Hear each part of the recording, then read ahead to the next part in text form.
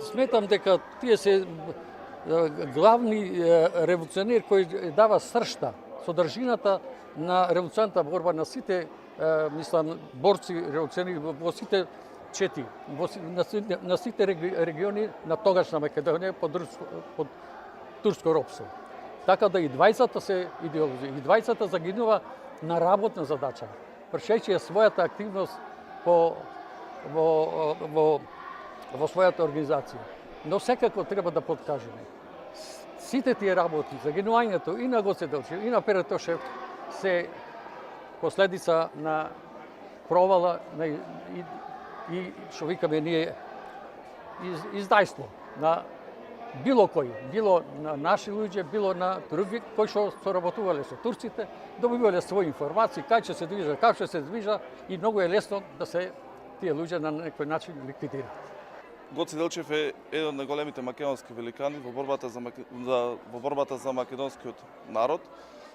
Значајно име, денеска се навршува 115 години од неговата смрт.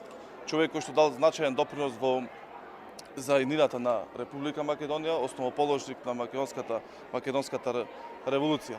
Денеска обележуваме и два други настани, тоа е смртта на Пере Тошев, еден великан кој што потекнувал од Прилеп, и смртта 38 години од смртта на Јосиф Броз Тито. Овие три личности се великани во македонската историја кои што биле основоположници на македонскиот народ, луѓе кои што дале значаен допринос, и нивниот мотив треба да биде мотив на сите нас, како идни генерации, да дадеме значаен допринос во иднината, тоа е да обезбедиме сето она кое што се бореле тие за кои што ги дали сопствените животи, да не биде мотив за просперитет и да си задржиме македонското национално единство, задржиме да има просперитет Македонија во однос на евроатлантските интеграции, се со една цел да обезбедиме економски развој на градот, економски развој на Република Македонија.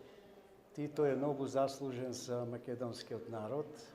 Уште 1940 година на Загребската земска конференција призната е македонската нација и народ како составен дел на тогавашна Југославија, а постоењето и равноправноста на сите народи е потврдено 1943 година на првото заседание на АСНО.